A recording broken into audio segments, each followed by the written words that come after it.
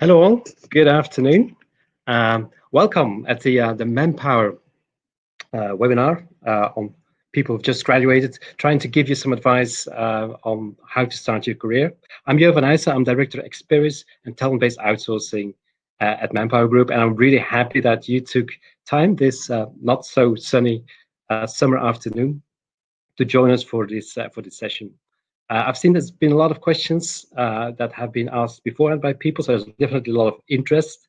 At the end of this webinar, so we'll be doing some slides and presentations. At the end of the webinar, there will be a Q&A. If you look at the right side of your screen, you should be seeing that you have the ability to enter questions there. Those questions, it's a moderated debate. That means that the questions will come to me, and I will then ask these questions at the end of the seminar to our presenters. This webinar will be in English. The reason for that is because we want to serve both the French-speaking and the Flemish-speaking community at the same time. So apologies for that. I will try to speak slowly and clearly so that everyone can understand. Feel free, if you ask questions, to ask them in Dutch or in French, as you like. And obviously, we'll, as I said, we will process them at the end of the webinar. Maybe first, before we go ahead, I would like to present the people who will be with you today. Myself, I'm the oldest person on the left of your screen now. I'm Jo van Uysen, so I'm Director of Experience and Talent-Based Outsourcing. Later on, we will also have Jalil joining us. And Jalil is a business consultant, which means that he's a person facing our customers. So he's really the best person also who can talk about what customers or our customers expect of people who employ for work. And you will also hear information from Catherine later on. Catherine is a recruitment consultant. So that means she is the friendly face which you would meet if you come for a coaching session or for an interview with us to apply for a job. So Jalil and Catherine will join us later on. But I will kick off this session. And before we start with the actual content of the webinar, I also have to give you a little bit of background on what Manpower Group does. So it's a little bit of commercial information, but that's only 2 minutes. I promise you I will be quick. So stay with us. Manpower Group, you probably know the name, is the third biggest HR company in the world. And basically, we do 3 kinds of services. One thing is we do recruitment. So we look for our customers who want to employ someone. We look for exactly the right candidate that would fit into their company. Second thing is we do contracting. So that means companies are looking for a project, for a temporary resource, or for a shorter term resource for 1 or 2 years. We look for people continuously who are specialists in a certain domain, who have certain experience. We try to build their careers, and we place them with customers who have this kind of short-term assignments, and that's what we call contracting. And then the third part is we also do managed services. So that means some companies, they, for instance, now with COVID, pharmacy companies want to create a research and development department specifically for one project. We can actually deliver that full service for them and provide resources from our talent base that we have within the company. So these are the 3 kinds of services that we do. We do recruitment, finding people to work with other companies. We do contracting, so building careers for our own people and putting them at different assignments in different companies to drive their careers so that they have a growth path to work towards. And thirdly, the managed services. We've got different brands where we do this with. We've got Manpower at the left, which is probably the most famous brand. You might know them also from the Manpower shops, walk-in shops in the streets. This is the brand which is mostly looking at temporary short-term employment of both blue-collar and white-collar people. So both people working in manufacturing, in transport, also in administration. So finding opportunities for those people with companies.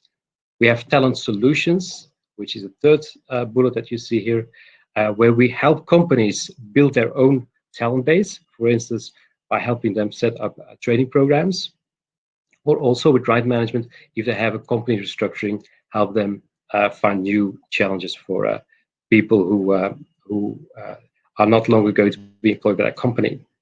And then we've got two brands which I have put there in more detail because those are the ones that are organizing this webinar. That's Experis and Talent-Based Outsourcing. And they really are working with mostly people who have higher education, college and university degree education, in the verticals that you see here: finance, engineering, IT, etc. And we really look at building long-term careers for those people working with our customers. Good, so that's all the background you need on Manpower Group. Now let's get started with the content of this webinar. In this session, we'll have four topics. First of all, we're going to look at the crisis that we are currently going through, the COVID crisis. What is that? What is the impact really on people who want to start their career or who want to make a career change at this moment?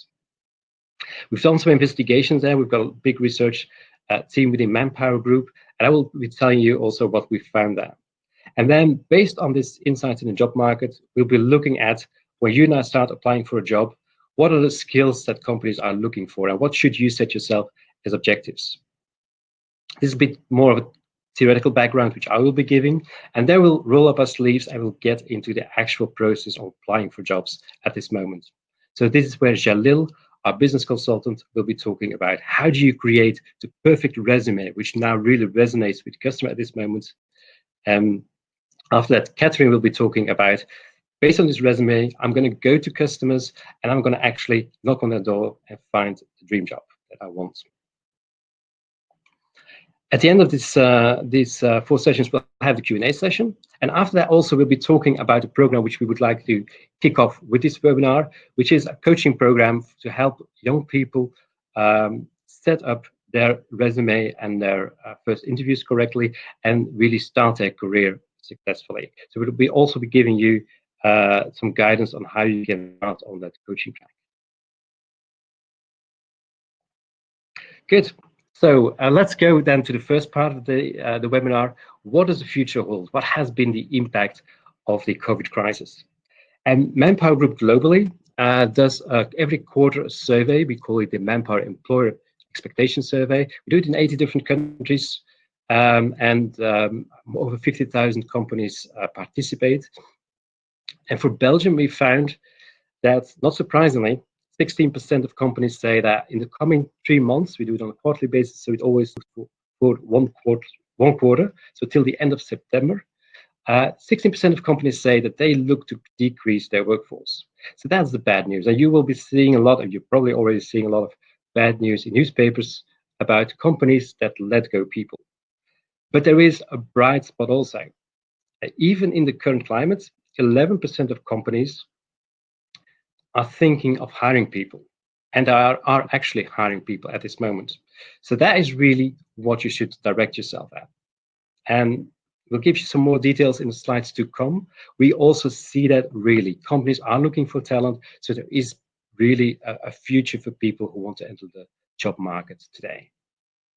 If you take 11 minus 16, you get to negative net employment outlook of minus 5%. So that's also what you see at the bottom.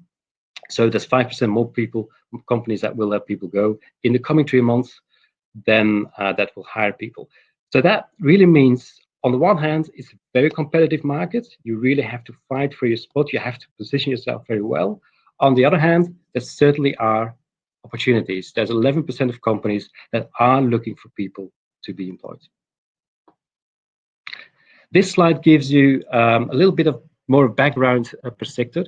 You will get these slides also after the webinar. So I'm not going to go into detail. You don't have to memorize everything, all these figures.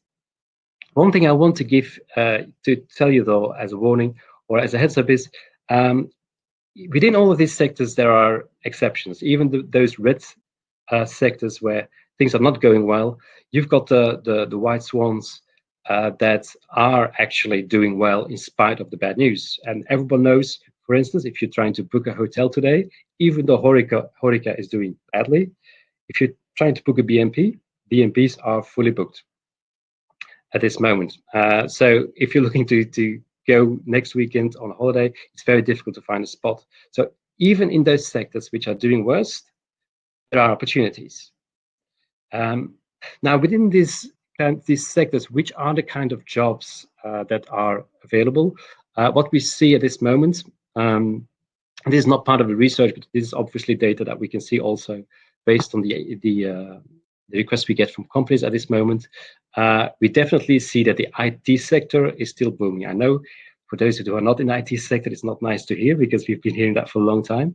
But IT, if you're doing anything, if you have any specialization in cloud solutions, web programming, cybersecurity, there are definitely lots of opportunities out there. I've got one client who is looking for IT cloud experts. We really have trouble still today finding resources for them. Another type of job, sales and marketing. Companies really, at this moment, their primary goal is to keep the customers they have. The secondary goal is obviously to get customers from the competition. So sales and marketing jobs, also there are a lot of opportunities there. Thirdly, engineering. We also see there's a big market there.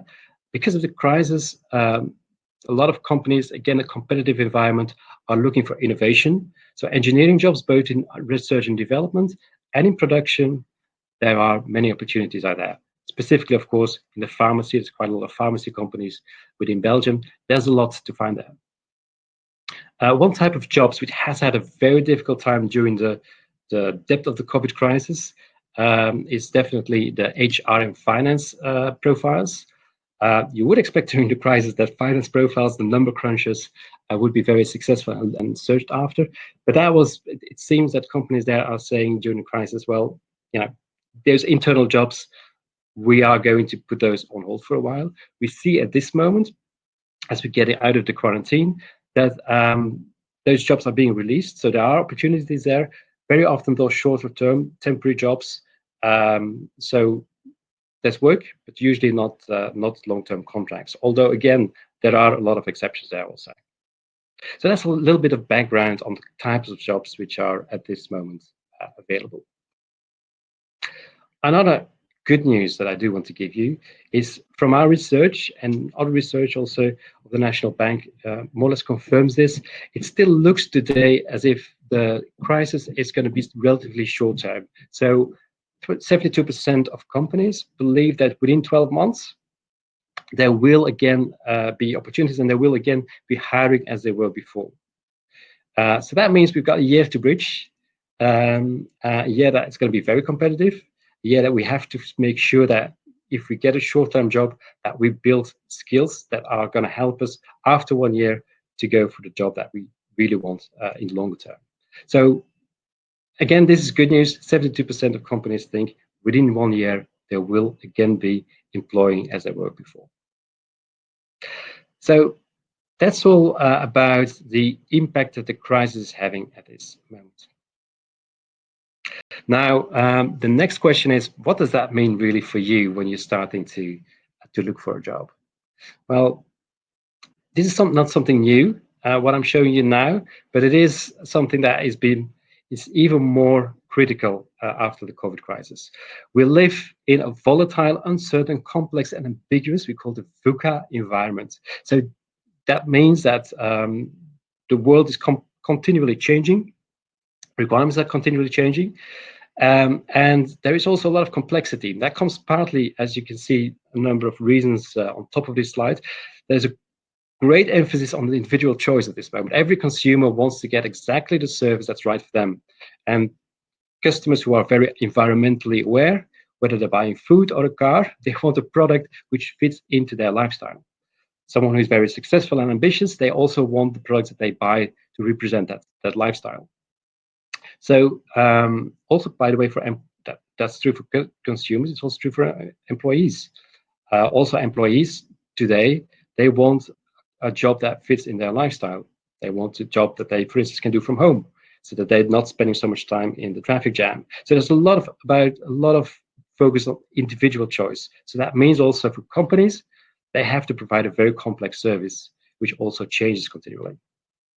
And of course, also you've got technological revolution, the focus on digitalization, which will become even more important during the crisis, because companies see that those of their competitors who have very strong digital strategy, who are selling online, who have a supply chain which can be changed quickly, they are very, very successful. So it's a complex and ambiguous world. What does that mean for you?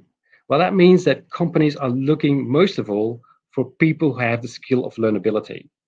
So, how well are you as a future employee? How well are you able to quickly adapt, to understand the new situation, and to respond to that? How good are you in dealing with change? So, this is definitely, if you go and look for a job, this is definitely something that you might want to emphasize. How you have dealt with changing situations in the past. And I know also I've been looking at the registrations data that you provided. I also know that a lot of you have participated in the VLAIO program, the Vlaamse Jonge Ondernemers, or Jeune Entreprise in the French-speaking part, for small business projects. So where you were able to enter a small business project, get feedback on that, and then change that project based on that feedback. Learnability, which is a skill that I'm talking about, is a big factor also in that. So that is actually also something that you could use in your CV, how you use that small business project to learn that learnability skill and to apply the learnability skill. So don't hesitate also to put that, for instance, on your CV. Now, we live in a changing world, and actually this slide says at the right part, 65% of the jobs that Gen Z will perform do not yet exist. So people who are graduating now, which is Generation Z, 65% of the jobs that they will be doing their career don't exist yet.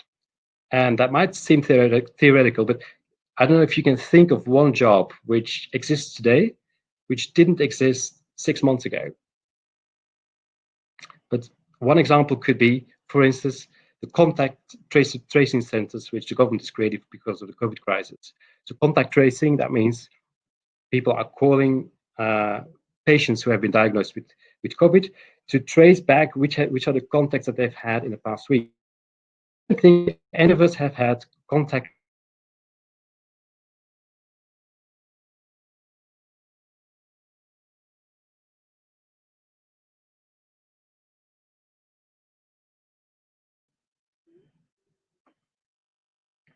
I'm sorry, I was just unlocked. That's the risk of digitization. I was just kicked out of my own room for a moment. I hope I'm back and that you can hear me. But I was talking about contact tracing. So that did not exist yet 6 months ago. Suppose you're the manager of a contact tracing center, and you have to find people. What are you going to look for? You're going to look for people who have communication skills, who can quickly build rapport, who can create confidence with people, and have good analytical skills. So there is no CV that you can look at, no studies people have done. There are skills that you're going to be looking at. So skills in this changing world, soft skills, are becoming very important. And on this slide, you can see a list of skills which in today's digital age are most valued by companies and most difficult to find. Again, you get these slides afterwards, so you can go back to this slide. I'm not going to go through all the skills, but do think of yourself, knowing that companies are looking for these skills. Do think for yourself, what have I done in the past which show that I have communication skills, organization skills, etc. If you've organized a student party, that might give you good evidence that you have good organization skills, for instance.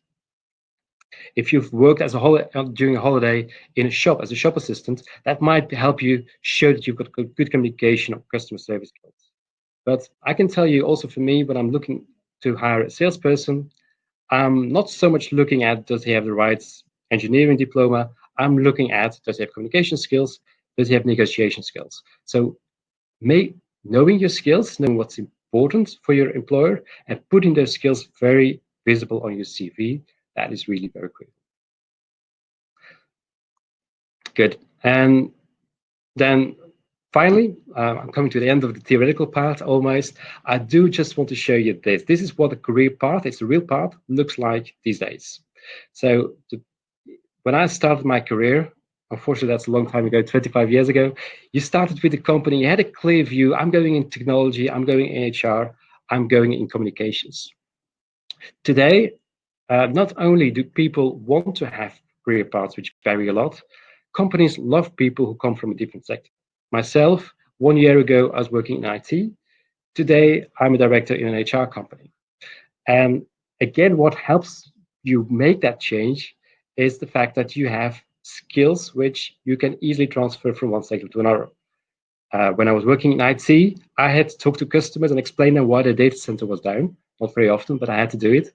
That gave me good communication skills to talk to customers and to explain difficult situations. That's also helping me today when I'm talking to customers in an HR environment.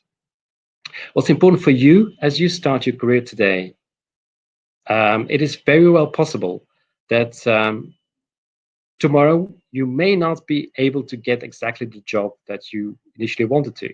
Maybe you want to be an HR, you want to be working in HR, and well, you have a choice. Either you start tomorrow for a temporary role as a shop assistant, or you start having a big responsibility managing company stock in a warehouse. What are you going to choose, given that your primary path is not available? Well, think about those two jobs and look which of these jobs is going to give you skills that will help you get to your end goal. So use that as a basis. Don't go for the highest bidder. So don't go for the highest paying job.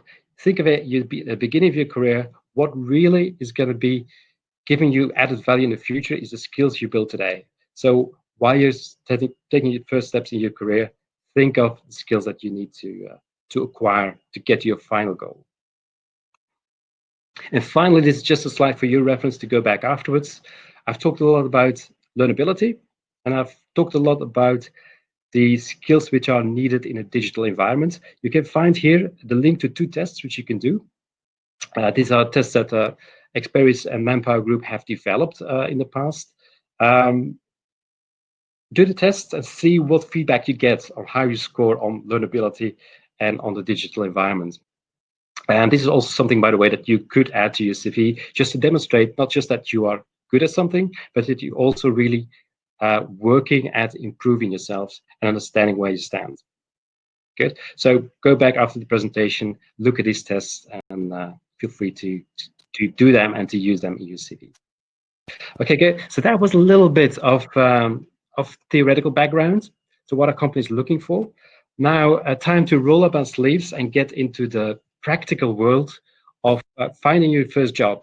And I would like to hand over to Jalil, our business consultant, who's going to talk about creating the perfect resume. Go ahead. Oh, before you start, Jalil, sorry, I want to remind people at the right part of your screen, you've got a chat box. Feel free to enter questions there.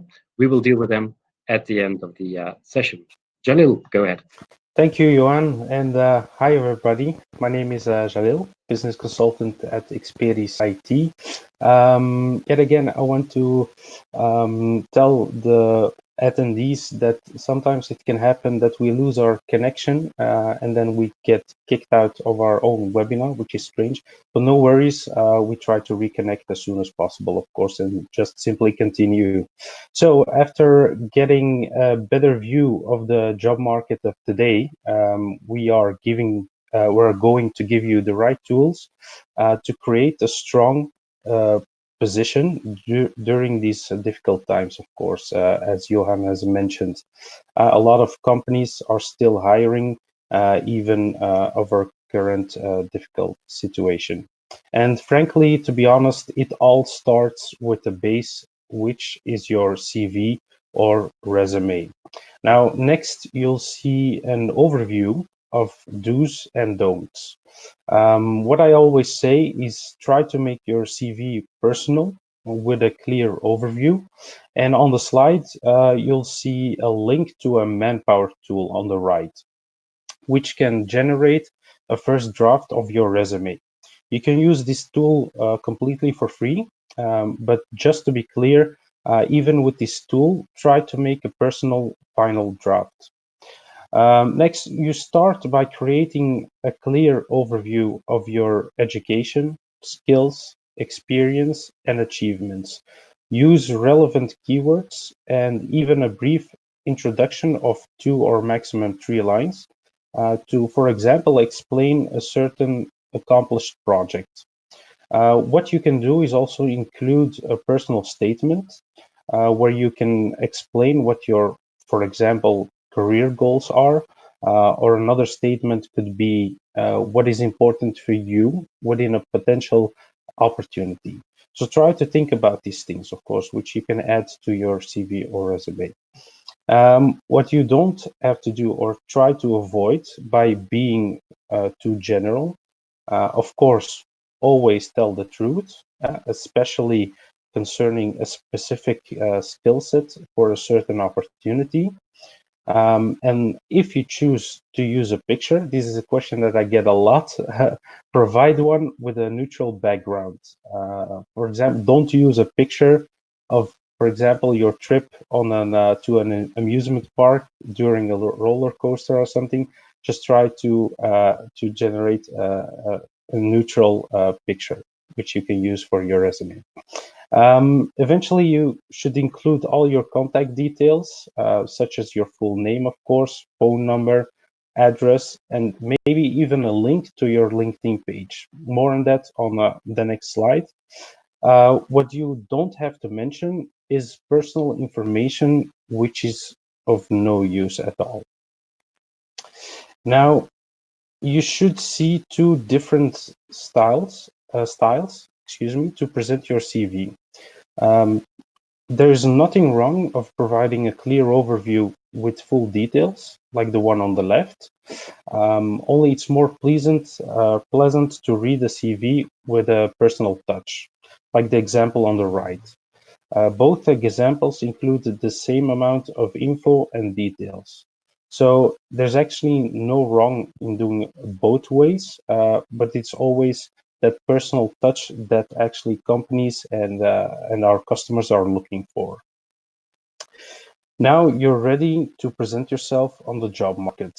Now I will share the most common channels that are being used.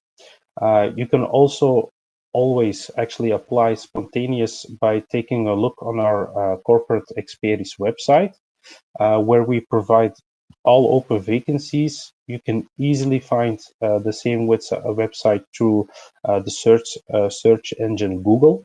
You can also share your profile on popular job boards such as Stepstone or Indeed, which are the most common used job sites. ICT Job, as you see, is a channel which is more interesting for IT-related profiles. Another important channel that I definitely would like to mention is LinkedIn.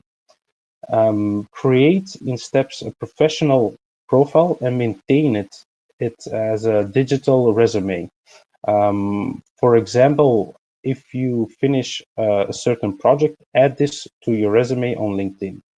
And try to add all full details, because this is actually your digital resume that companies or customers take definitely a look at. And last but not least, create and share your profile on the VDAB website, which is still used by many companies. You see an overall view of a couple of job sites or job boards, but the most common that are used are still Stepstone, Indeed, ICT Job. But yet again, if you want to take a first look of potential opportunities, definitely check our corporate website of Experis. Now, many of these platforms contain job alerts, which can send you notifications of open vacancies on a regular basis. A whole different way next to these channels is also your personal network. Mention to your friends and family that you started looking for an interesting opportunity, and still word of mouth advertising or referrals could create eventually a potential opportunity. So there's a lot of ways of looking for that dream job, of course. Now the basics are done, and next we'll explain how to get to your dream job. After getting your CV and digital resume in order, it's time to do a search for matching vacancies. After finding one or several, read these carefully in detail. Investigate if you have the required competences before your first contact. That's really important to see if there's a match between all parties, of course.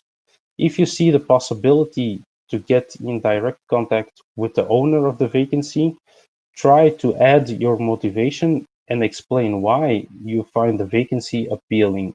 This is certainly an added value. Also check, if possible, the company itself. This can be done by taking a look on the corporate website itself, where you'll find their, for example, core business and potential different departments. And also use channels for this again, like, for example, LinkedIn is a good one. Glassdoor is also known for checking these matters. And even Facebook could be used for checking the corporate values and core business. Now, after reaching out, you'll manage to plan a first phone, or in these days, due to the COVID-19 situation, a video call. These are mostly organized through Microsoft Teams, Skype, or even Zoom. These are more used than even before, due to the situation, of course. So first of all, make sure that these applications are installed on your computer. After being prepared, make sure you have enough time to discuss the necessary matter, and it's also best to provide quiet surroundings without being disturbed. You start the call by introducing yourself and mention a couple of pull factors of the vacancy. So what I want to say with this is actually, after a brief introduction, you can mention why are you interested in this certain opportunity or vacancy? What's appealing to you? That's what I mean with the pull factors. So these should include things that you find appealing about the vacancy. At the end of the conversation, you can ask your prepared questions, of course. Always do that. If you think something is not very clear, don't hesitate to ask questions. And even if you don't receive a clear answer, don't hesitate to mention this again. That's very important. I always suggest to know and share your availability at the end. This is interesting for easily planning a first potential interview. So before doing the call or the phone call, the video call, take also a look to your in your agenda and check your availability. Now I'll give the word to my colleague Catherine, who will explain furthermore in detail about the interview and its best practices. Yes. Hello, everyone. I am Katrine Heijlen, and I work as a recruitment consultant. And I will tell you more about the interview itself, because once you have done the first phone call, then you will be invited to an interview. And that will be actually your moment to shine. So during the interview, you will be mainly talking about the position itself, the company, the required competencies, and also the soft skills. So especially the competencies and the soft skills, these are things you can prepare in advance. So what I would suggest is go back to the job description, look at the competencies that they mention and also the soft skills, to already think of examples of how you actually have demonstrated these soft skills in the past before as your strength. Because when they ask for strengths, the soft skills mentioned in the job description, they can be really interesting to mention, because they will actually show that you are a nice fit for the opportunity itself. Also prepare the typical questions. So actually in the next slide, or the second slide, we will actually go more into detail about some typical questions, but there are also other ones, and these ones you can also find online. So definitely prepare them as well, so that you can easily answer them. And if they might ask you a question that you haven't prepared yet, or something that is very atypical, do not hesitate to mention, like, okay, I need to think about it. And then if you cannot find an answer immediately, you can mention, like, okay, I will actually come back to the question later on in the interview. So when I have a good answer prepared, so don't hesitate to use that technique because it will show that you really can think about things as well. So here also important is to wear the appropriate outfit. So for example, you can always ask the recruiter, if it's like through a recruitment agency, what the dress code is in the company, to make sure that you're not overdressed or underdressed. Because, for example, if you go to a financial bank, you know that people will wear their suits, so it would be a good idea to also wear a suit. But if you go to a startup, well, it will be really strange if you wear a suit if everyone there is wearing a t-shirt, and especially the person that is going to interview is also wearing a t-shirt. So do think about this in advance and don't hesitate to ask the question what the dress code is. Also, what's important is to bring your CV and also something to write. So what I also suggest is not only one CV, but two CVs, because normally the hiring manager will have actually their own CV already prepared, your CV, of course. But it might happen that there is no CV, and then you can actually give them a copy, and that will show that you're very prepared. And also take something to note, because if they mention something interesting, it's interesting to note it down as well, because it shows that you're really interested and also motivated, but don't go like writing the entire interview itself, because that will be a little bit blocking. Also, what I suggest is also to bring the job description with you, because it's always nice when you're before the interview, you're waiting. It's always interesting to look again at the job description itself, and also write, for example, some questions that you would like to ask. Because if there is a moment that you have a blackout when they ask you, like, okay, do you have any questions? You can easily go back to the questions that you have prepared in advance. But for example, it might happen that it's a very clear interview. They mention a lot of details. So all your questions have been answered. There is actually still always one question that you can ask, and it's a very valuable question to you. You can always ask the person that is interviewing to ask them what you actually like about working in this company, because that will give you some nice insights about the company culture itself. So that's a nice one to ask as well. Also, what's important, it's a very obvious one, but it's a tricky one sometimes. So it is being on time. And we all, normally, I guess, we all live in Belgium. So we all know that once we leave, then somewhere along the way, there might be a wild traffic jam popping up, or someone crashes their car because it starts raining, for example, like today.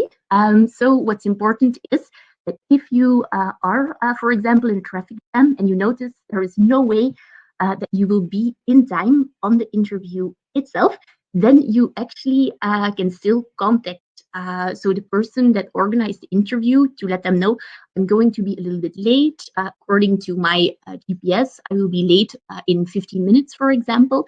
And then it's nice that you warn them in time instead of just showing up 15 minutes late without any warning, because in the latter case, we notice that candidates usually don't get retained. So it's important that you warn them. Also, make sure that you have a full battery. And if you don't have a full battery on your phone, make sure that you have a charger with you, or like a power bank, because it might happen that a wild traffic jam pops up and then your battery is dead. So to prevent those situations, make sure that you are prepared, that you can always warn in time through your phone, for example.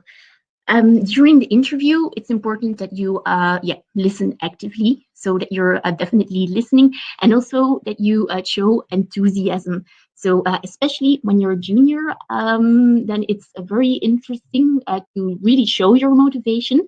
So nod a little bit with look at your non-verbal gestures, because we had a candidate in the past. So he was actually really interested, but it was like not the most enthusiastic person at all. So we really had to coach him a lot to say, okay, no, you have to show more enthusiasm. Try again, no, more enthusiasm. And eventually, he went to the interview. He actually applied our tips, and then he got the job. So it's really important showing a motivation, showing enthusiasm, and always think about the job when you are going on an interview. This is my dream job. This is a job I really want, so that you can really show it. Then asking questions. We already went through this one. Showing gratitude.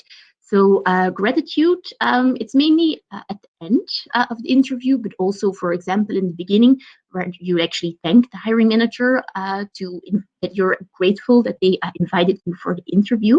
But also at the end, you can say like, okay, thank you very much for the opportunity to invite me to the interview.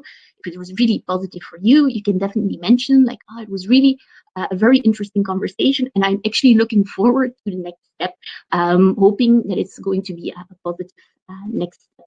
So that's something you can definitely mention. So that would be nice to do. And then the hiring manager will also know from your side that it's also positive and that you're very interested.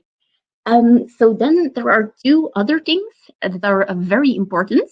So first of all, it would be yourself. And being yourself, it's again like what Jalil mentioned on the interview, don't tell any lies, because in the end, they will pop up and it will not be like the best surprise ever. So, for example, I know someone in my environment that lied on his interview when they mentioned, do you like to travel? And this person actually doesn't like to travel at all, but he mentioned to the interview, like, yeah, I really like to travel. And so they hired him, and then eventually he needed to go to the United States. He needed to go to South Africa. So to me, it sounds like a dream, but to him, it was really not what he wanted at all. So be yourself and be honest, of course, to prevent these situations. Then we go actually to the next second thing, which is very important, and it is showing your potential. So why is it important that you show your potential? So actually in human resources courses, we actually learn there is research that mentions that employers, they prefer, if they have to choose between two candidates, they prefer to hire the less experienced, high potential candidate above the more experienced, less potential candidate, because the high potential candidate will be actually someone who can elevate the company to the next level.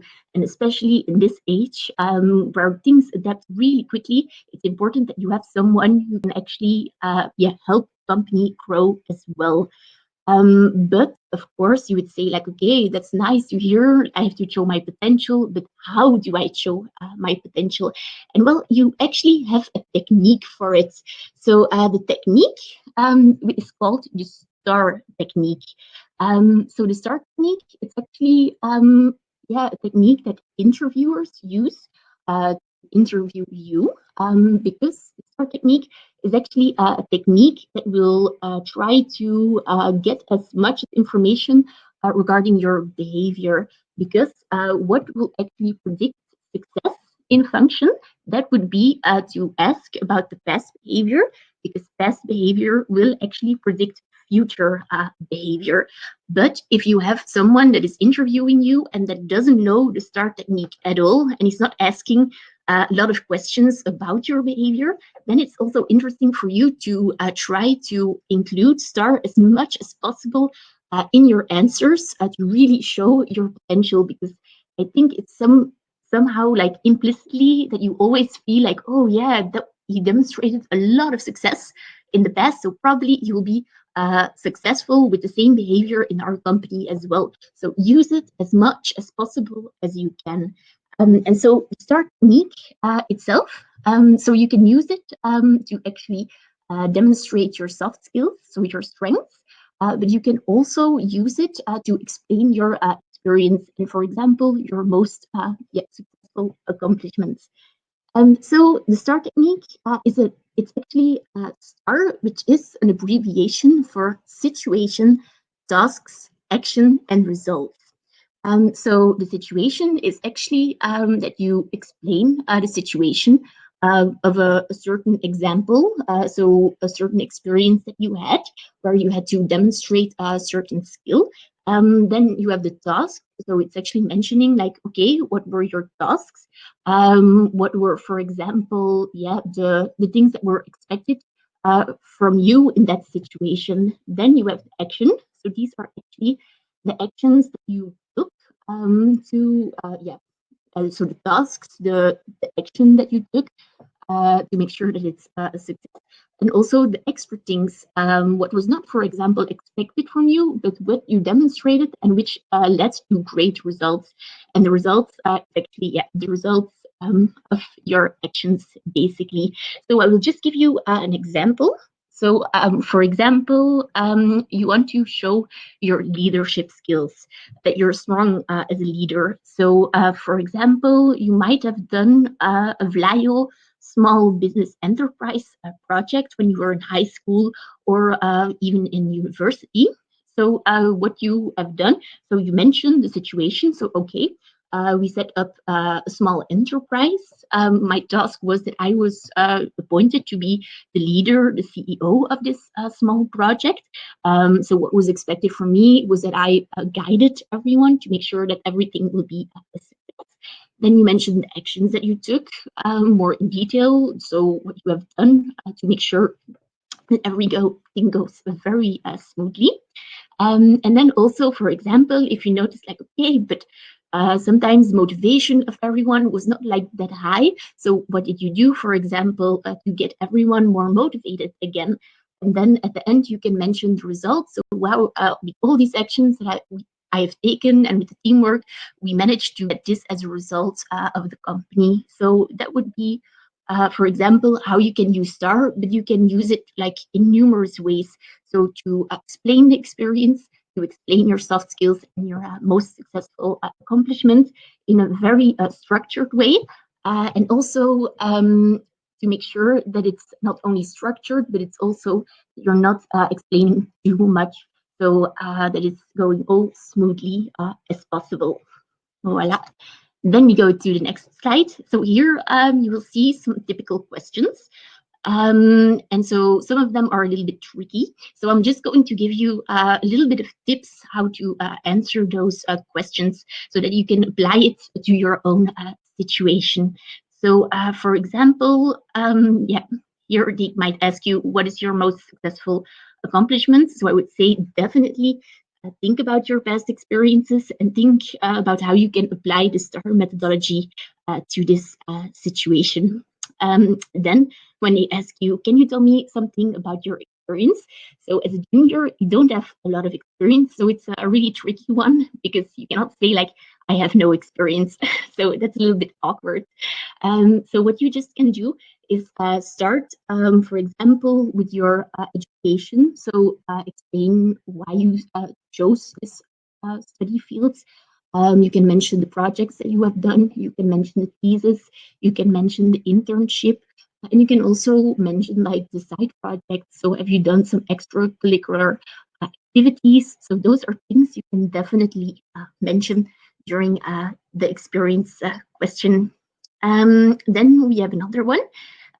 So this is where do you see yourself in 5 years? And it's also a difficult one.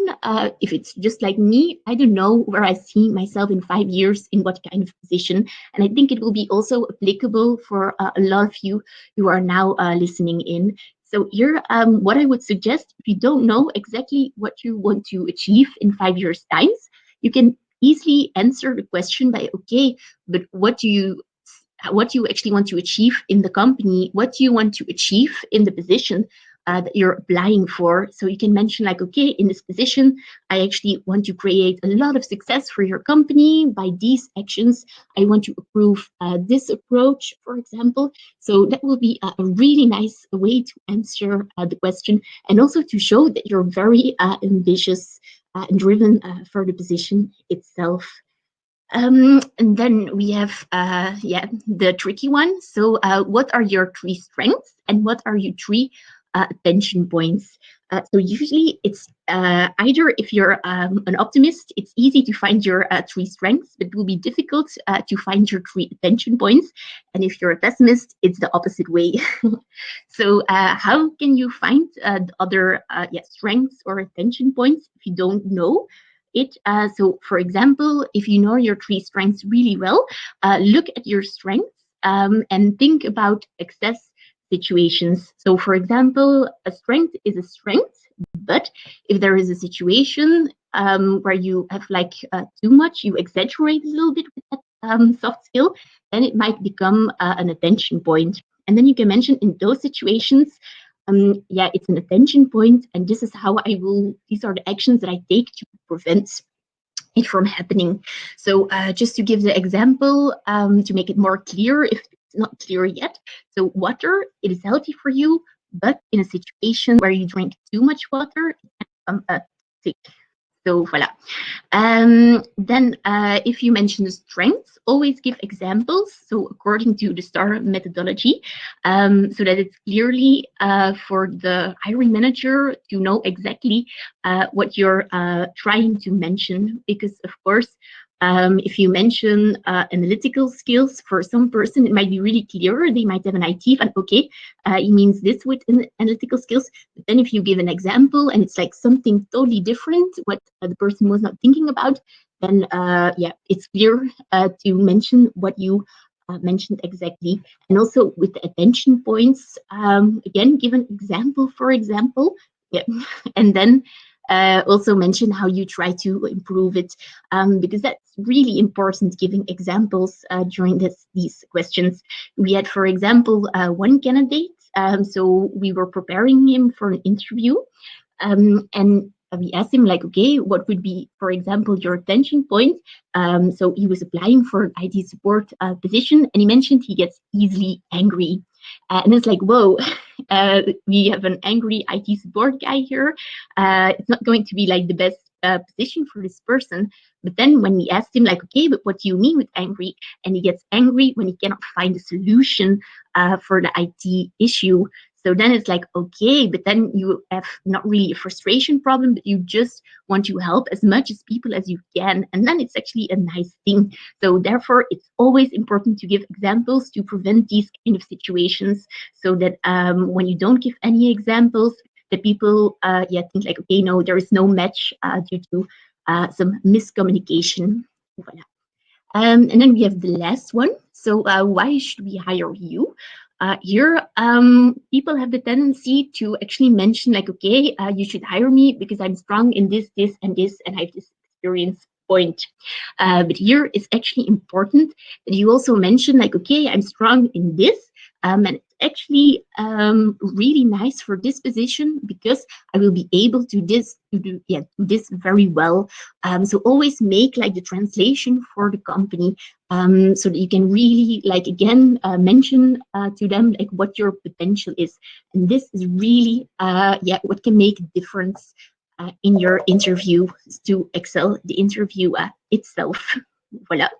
So that is actually the end of the interview itself, but actually your story doesn't end there. So after the interview, it's actually important that you send feedback. So definitely mention again by email. So thank you for the opportunity. And then I'm really interested in this opportunity. And then why exactly, for example, because it will show your interest and also your motivation. And it's always nice to have a nice email afterwards, of course, as well, because you would like to have feedback. Well, we hiring managers, we also like to have feedback. So communication is key. And then you can also connect with the recruiter on LinkedIn to keep in touch with each other. That's also nice to do. And then, if you're not hired, I would say do not give up, because you will notice when you're starting out, you're applying for many positions, you will get perhaps a lot of no's. And it's, of course, sad because no one likes to be rejected. That's natural. But you have to always think like, okay, I haven't just met the right employer yet, because there will be an employer that really wants to hire you. So keep on going and do not give up and stay positive. That's really important. So yeah, continue your search. Perhaps after a while, also re-examine your possibilities, because perhaps you were too narrow in terms of the locations. We have to be perhaps a little bit more flexible, a little bit too narrow in terms of the possibilities, the positions itself. So try to open to other positions as well that can give you the skills that you want to actually grow in the direction that you'd like to grow your career towards.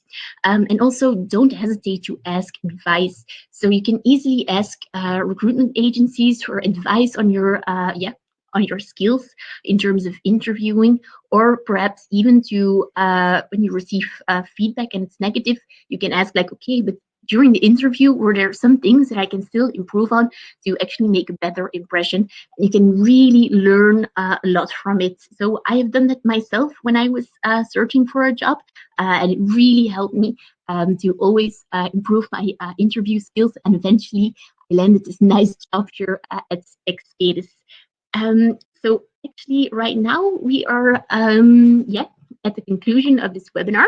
So Jalil will give you some extra information that will be super useful for you to know. So Jalil. Yes, thank you, Catherine.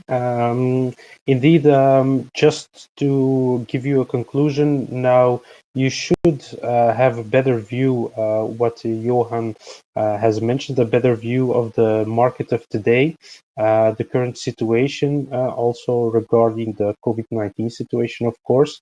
Next week, give you all the tools that you can use to enforce your position in search for an interesting opportunity, I would say. So if you have hesitations, know that we also are capable of getting in touch with each other, like Catherine mentioned, through LinkedIn. And of course, we have a Q&A session after this where your questions could be answered. Now, I just want to give a little reminder to our corporate website of experience in talent-based outsourcing, where you can find a lot of opportunities, open vacancies. Do a first search for what you're actually looking for. But what I want to emphasize, just make sure that there is a match between you and what you are looking for. If you hesitate, even then, you can apply, and then you should get in touch with the owner of the vacancy, which can give you more details on, or even plan a call with you to give more details of the specific opportunity, of course. So take a look on our website as well, of course. Next, there's personal coaching available, which we would like to offer you. And this is possible by sending your resume or CV directly to max.smeets@experis.be. He will gather all resumes that for people who are interested for getting a personal coach, and then we'll get back in touch with you, of course, and discuss the necessary matters where you lack information or have even hesitation for applying for a certain position or opportunity.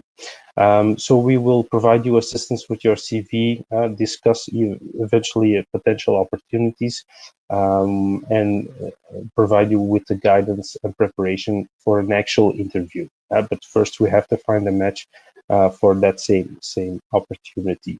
So thank you, guys. Now I'll give the word to Johan for the Q&A session. Go ahead, Johan.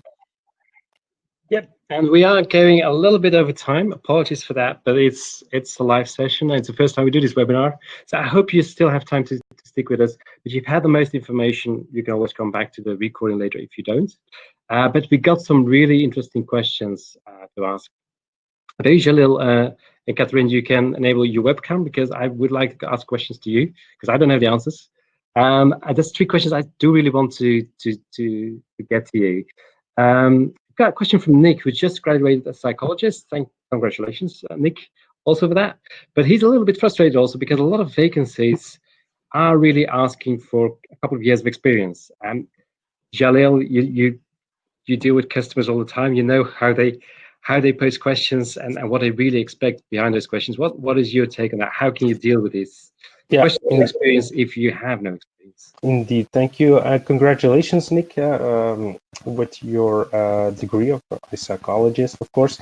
First of all, I would say immediately, even if they ask people with experience, I would say don't hesitate to apply. What is important to do, if they're asking for someone with experience, I would get back to our motivation letter.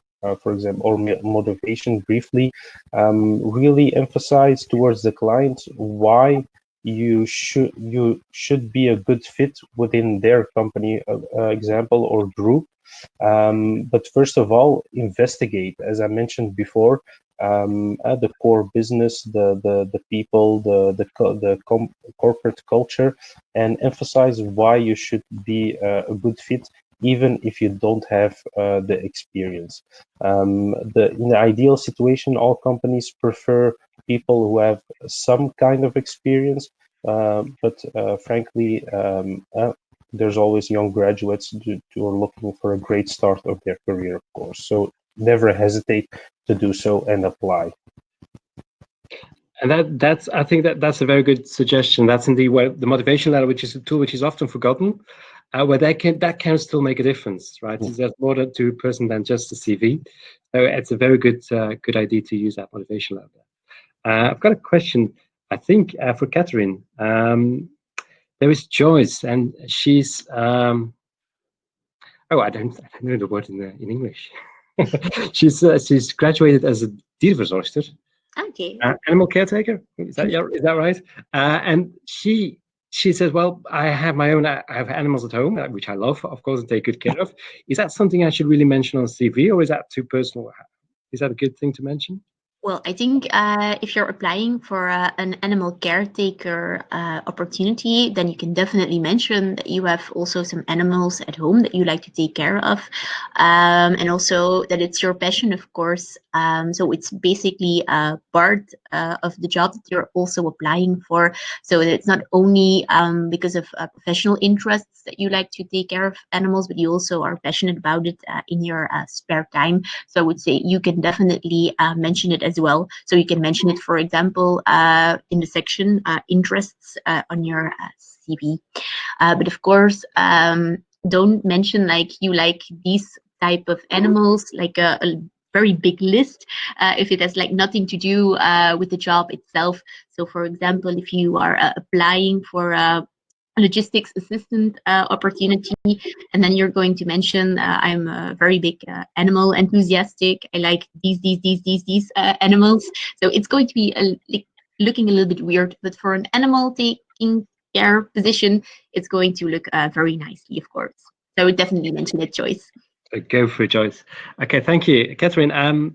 That's a question for Jalil. Question from Gauthier, and Gauthier says, well, tricky question actually. It says, if you apply for a job, it's far away from where you live, but you're willing to make the effort, but you're afraid that company will look at your address and say, no, that's not interesting. We look for someone who lives close to us. Would you ever just leave the house address off your CV just to avoid you being excluded based on the fact that you live far away? No, definitely not. So always include your full details, and especially your home address, of course. Even if you're scared that the company or the customer has the intention, like, look, this person in question lives too far. You can manage this by saying, like, look, I'm quite flexible and willing to do to bridge this distance. And of course, all companies look for someone in their surroundings, which has easy access to get to work, of course, and then easy route that shouldn't take too much time. But at the end, if you're willing to do the drive, This is something that you should take up with the customer or the company itself. And just to mention, be frankly honest about this topic, and see, tell them like, look, I'm willing to bridge this distance, even if this means that I should do a drive of 1 hour, for example. But please don't leave certain details out, because these facts are important for each company. And if you do so, eventually the company will ask them to know it, of course. And can I also begin a little bit? So, because here, I think it's also nice to know, like for me, I live actually somewhere in the middle of the province of Antwerp, and I work in Brussels. So I do the commute also myself on a daily basis. When I was a junior, I was also applying for positions in Brussels. And so it was also a topic that I noticed that companies, they didn't feel really comfortable hiring me because they thought I'd only would be able to do the commute on 1 month, and then I would stop, for example. But here, if it's also something that you were thinking about when I was applying for the position in Brussels, then you can mention like, okay, I'm also open to consider to relocate. And then when companies see like, okay, open to relocate, then actually location doesn't really matter that much anymore when they need to make the final decision. So perhaps if you're thinking about relocating, perhaps because you're still living at your parents, for example, you can also mention this on your CV. So that might question, Catherine, because also Vanessa is asking, do recruiters actually look at the address? Do they use it? And yeah. So it is used. Also to estimate indeed what would be the effort of the person to come to work. Yeah, so actually when I see a CV, I always actually go to Google Maps to see how the commute would be. So with public transport and also with car itself, and also with the traffic jam. So that's nice about Google Maps. You can see like the estimated traffic jam in the morning, for example, on a normal working day. So it's something I will look at it definitely. So yeah. And then it will pop up on the interview asking, obviously, how you feel about it. So be prepared for that. So don't leave it off, but just be prepared for the question on your in the interview. A question from Astrid: are you still expected to put references on your CV? People who are wanting to vouch for you that you are that you're a good employee. I think recruiter Catherine, I think that's for you. Yeah. So actually, when you're a junior, then references are actually very interesting to mention that you have those, because if there is like any small doubt at the employer, then they can always contact your references to get more information about you, like about what your strengths are, perhaps what your attention points are. So it's really a valuable tool when you're trying to find your first challenge. But for example, you don't have to go like in full detail on your CV. So you can mention like, I can provide you references when you ask me, because if you like list all the references, like with the contact details, then you might have some companies, which is really GDPR proof. So European privacy legislation proof, but they will immediately contact, for example, your references, and they might get contacted a little bit too much to their liking. So I would say you can mention on a CV, I have references available, and I can provide you those once you ask for them. So it's definitely interesting to mention. Okay, good. I'm going to ask one more question. I can't go through all the questions. What you've asked, if it's not been responded to, we will respond to you personally by email.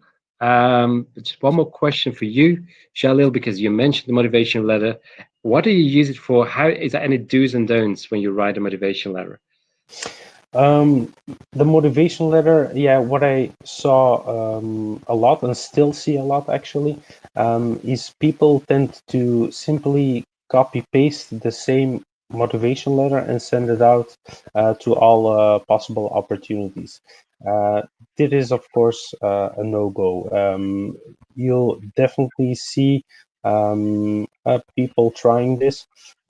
So I always suggest, like, look, after investigating the business or the company where you would like to start your career, you should mention in your motivation letter why make it personal as possible, and really connect the dots between the company and your personality and skill set, of course.